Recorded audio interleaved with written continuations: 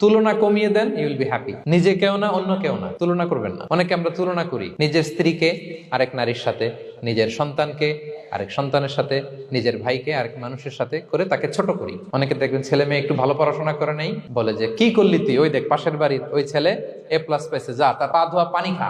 Common কথা, এটার একটা ভালো ব্র্যান্ডিং করা যেতে পারে, মানে A+ পাওয়া ছেলেদের পা ধোয়া পানি এরকম মিনারেল ওয়াটারের বোতলের মতো বিক্রি করলে ভালো ব্যবসা হবে, কি বলেন? এটা হচ্ছে আমাদের মুরব্বীরা, টিপিক্যাল মা বাবারা এটা বলেন, ভুল করেন, ওনারা বুঝেন না। কখনো কম্পেয়ার করবেন না, এটা করে আপনার ছেলের মনোবল আপনি আগেই ভেঙে দিচ্ছেন। আপনি দায়ী আপনার ছেলে কিছু না পারার কারণে। আপনি সাহস দেন নিজে, পাশে থাকেন নিজে।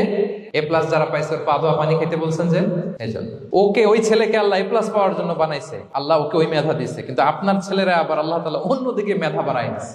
সে ওইটা পারবে, ওইটা ওই A+ ওয়ালা জীবনও পারবে না। আপনার ছেলে যেটা পারবে 10টা A+ হোল্ডার ওইটা পারবে না, কারণ প্রত্যেককে আল্লাহ আলাদা আলাদা ফিচার দিয়ে, কোয়ালিটি দিয়ে, ইউনিকনেস দিয়ে পয়দা করেছে। প্রত্যেককে আল্লাহ অনন্য করে বানিয়েছেন। আপনার তুলনা আপনি নিজেই, আপনার তুলনা হয় না, আপনি জানেন না আপনার মধ্যে যে পটেনশিয়াল, যে কারিশমা, এটা আপনি বের করে আনতে পারেন না। ওই যে ওগুলো বলছে পা ধোয়া পানি খা, লেখাপড়া করলি না, কিচ্ছু করলি না, কিন্তু আপনি দেখা যাবে অনেক বড় ব্যবসায়ী হবে, আপনি অনেক বড় দানবীর হবেন, you'll B a great contributor two society. এরকম আছে না? এজন্য কম্পেয়ার করবেন না কারোর সাথে।